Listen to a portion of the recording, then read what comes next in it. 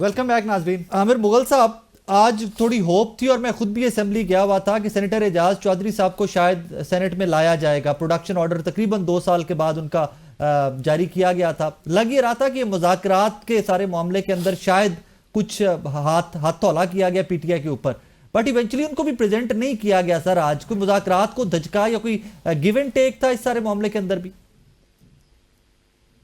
राय साहब, मैं थोड़ी सी कौसर काजमी साहब की दुरुस्ती कर दूं। उन्होंने जी। जो एक दो बातें की हैं कि खान साहब ने जब 11 या 12 मई को उन्हें अपीयर किया गया सुप्रीम कोर्ट में, तो खान साहब ने कहा था कि जब आप मुझे गिरफ्तार करेंगे तो अल्टीमेटली लोगों ने वहीं जाना है। तो वो खान साहब ने एक इशारा ये किया था कि जब रेंजर्स ने खान साहब को गिरफ्तार किया और उसकी ड्रोन फुटेज बना के उसी वक्त वायरल की गई, तो लोगों में एक ऑब्वियस सी बात है कि लोगों में एक एंगर या गुस्सा या वो नाराजगी जो है वो आनी होती है कि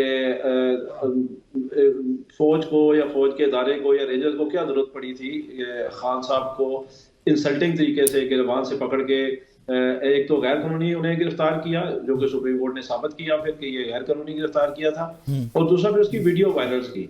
तो इसका मतलब ये नहीं है कि वो खान साहब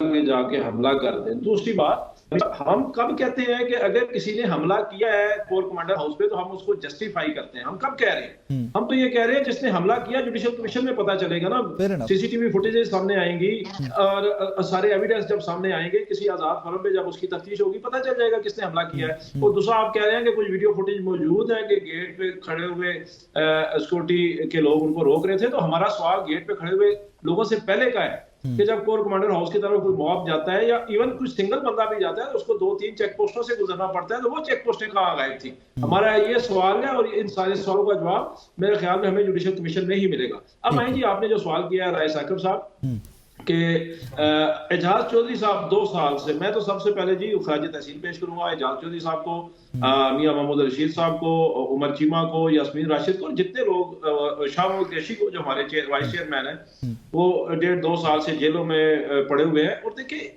असल में पाकिस्तान में आयन और कानून जो है ना वो आप समझे कि फोत हो चुका है। अब क्या औकात है एक सुप्रिटेंडेंट जेल की कि वो चेयरमैन सेनेट का हुक्म ना माने और आईनी कानूनी हुक्म है, या तो ये कि उसने गैर आईनी गैर कानूनी हुक्म दिया हो या इससे पहले कभी कोई प्रोडक्शन ऑर्डर पे प्रोड्यूस ना किया गया हो कौमी असेंबली में या सेनेट में। तो बेसिकली तो उसने थप्पड़ मारा है। अब ये देखते हैं कि यूसुफ रजा गिलानी साहब को इस थप्पड़ का कुछ दर्द भी महसूस होता है कि नहीं। अब ये देखने वाली बात। ये जरा थोड़ा सख्त जुमला कह दिया आपने, सीधा ही थप्पड़ मरवा दिया है। कौसर काजमी साहब, आप सिंस पंजाब गवर्नमेंट से ज़्यादा रिलेटेड हैं, आप ज़्यादा पंजाब गवर्नमेंट के मामला देखते हैं। Sir, we were very positive के प्रोडक्शन ऑर्डर जारी हुआ है, जमहूरियत थोड़ी इससे तकवीत मिलती है इस तरह की जब हम विजुअल्स देखते हैं ना कि पॉलिटिशियंस जो हैं वो आइन कानून को मानते हुए एक दूसरे को राइट को एक्सेप्ट करते हैं। What actually happened sir? क्यों नहीं एजाज चौधरी साहब को भेजा गया आज सेनेट में?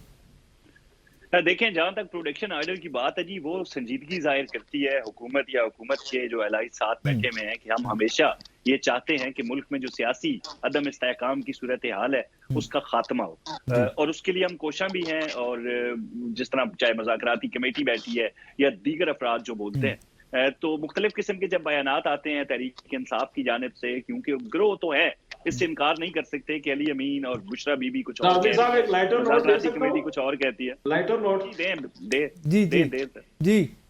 मैंने कहा 2 साल से, इसका मतलब है आप गैर संजीदा थे, उनको नहीं लाया गया, 2 साल बाद आप संजीदा हो गए। थैंक यू, आप बात जारी रखें। देखें, बिल्कुल संजीदगी तो उस वक्त अंदाजा लगा लेना कि एक बेख्तियारी की रट जो लगाई हुई थी कि हम एनआरओ नहीं लेंगे और ये हैं ही बेख्तियार, ये होते कौन है, जब सारे दरवाजे बंद हो गए तो फिर संजीदा महकमा एक ही नजर आया तहरीक इंसाफ को भी, क्योंकि जिन पे था, क्योंकि अंपायर की उंगली तो घुट्टी में थी, तो उसी तरफ वो देखते रहे कि शायद वहां से हमें कोई किसी किस्म की कोई रिलीफ मिल जाए। लेकिन वो जो अभी जो चिल्ला काट रहे हैं मौसूफ जाके कोर्ट मार्शल का, जब वो अंदर होते हैं तो सारी उम्मीदें भी दम तोड़ गई, क्योंकि उस वक्त तक तो सहूलतकारी होती रही। हुकूमत को तो ये समझते नहीं थे, आज तक 2-3 हफ्ते पीछे चले जाएं तो हुकूमत तो इनके लिए बिल्कुल एक गैर अहम चीज थी। जब सारे दरवाजे बंद हुए, हमारी तरफ आए, तो हमें इन्होंने संजीदा पाया।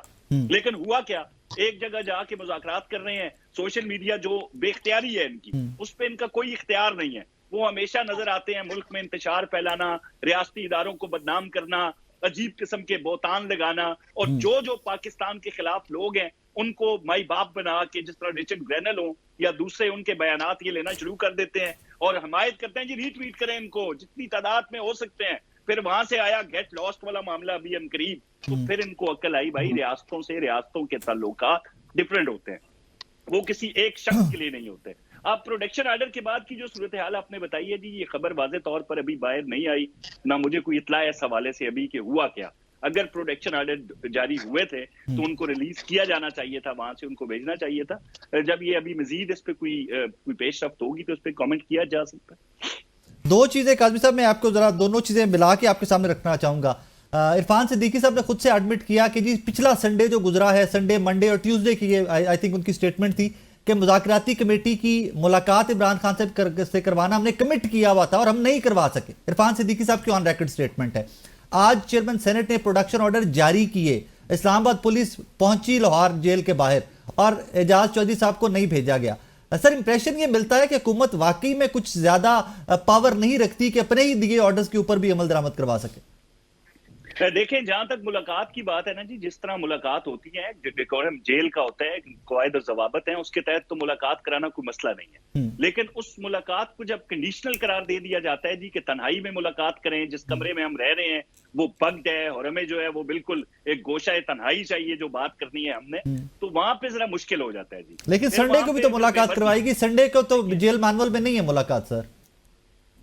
संडे को बिल्कुल मुलाकात, जब इनकी मुज़ाकराती कमेटी ने जब साफ तौर पर, इसीलिए तो हम कहते हैं कि हम संजीदा नजर आते हैं, जहां पे सिर्फ मुलाकात वाला मामला है वो तो हो सकती है, लेकिन जब आप ये कहते हैं साथ के एक बाकायदा दफ्तर बना के दे दिया जाए और आपको वसी और अरीज हॉल के अंदर एक मुलाकात अरेंज करा दी जाए, तो फिर ये सवाल पैदा होता है कि ऐसी कौन सी बात है जो खान साहब अपने ट्विटर पे नहीं करते, अपनी पोस्ट में नहीं करते, उनकी सोशल मीडिया नहीं करती, या जब वो मीडिया से मिलते हैं अपने वकला से मिलते हैं नहीं करते, जो बात वो तन्हाई में करना, वो सख्त से सख्त बात भी बिल्कुल खुल के करते हैं। चाहे वो आर्मी चीफ को मुरद इल्जाम ठहराएं, रियासती इदारों को ठहराएं, हुकूमत को ठहराएं, तो उनको कोई किसी जानब से किसी किस्म का रुकावट का सामना नहीं है। तो फिर ये तन्हाई वाली मुलाकात क्यों?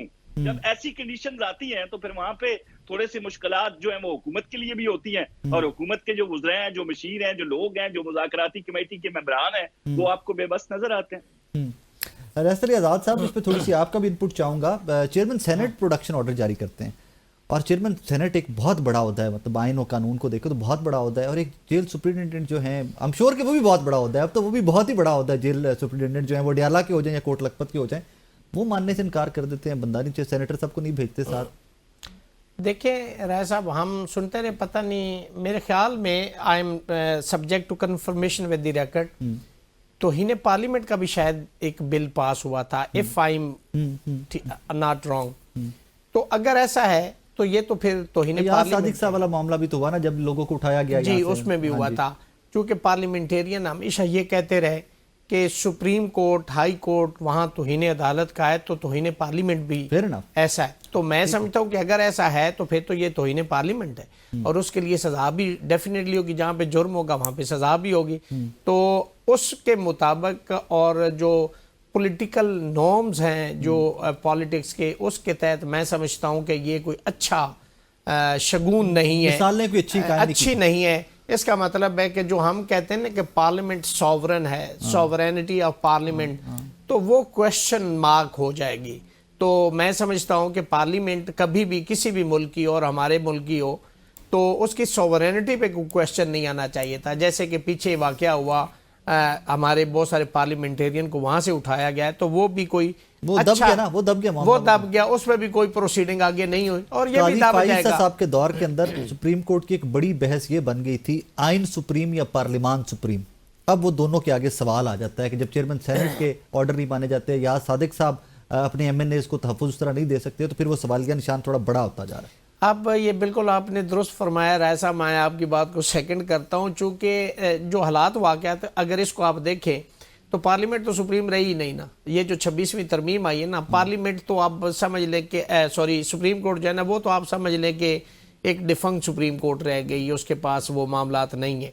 जहां तक पार्लियामेंट है, पार्लियामेंट ने 26वीं तरमीम की, उन्होंने कहा इस मुल्क के अंदर बताया कि हम चाहते हैं कि पार्लियामेंट सॉवरन हो, पावरफुल हो, यही सुप्रीम है और वो हर काम कर सकती है। और मैक्सिमम भी ये है कि जहां से हमने ये निज़ाम लिया पार्लियामानी कि पार्लियामेंट औरत को मर्द और मर्द को औरत नहीं बना सकती, बाकी सब कुछ कर सकती, ये सब कुछ करने के बावजूद कुछ नहीं कर सकी, तो फिर इस पर मैं कोई बात नहीं मैं कर सिर्फ सकता। इससे पहले कि आगे चलो, मैं एक कमेंट जरूर इस पे ऐड करना चाहूंगा, लिख लो, तुसी भी वकील हो, लिख लो, एट सम पॉइंट 26वीं यानी तरमीम जो है ये रोल बैक होगी। ये तो मैं कब का कहता हूं, At ये some मैं point ये roll back आपको होगा। मैं आपको ये मैं इसमें ऐड ऑन करते हुए मैं ये कहूंगा, मुझे लगता है ऐसे कि शायद यही हुकूमत जो है ना, यही इसको विड्रॉ कर ले। मुमकिन है एक नई तरमीम जो 27वीं ला के ये कर ले, या बाय एनी मीन, ऐसे निज़ाम ये सस्टेनेबल नहीं है, इससे निज़ाम चल नहीं सकता। पूरा निज़ाम जो है दैट हैज बिकम स्टेगनेंट।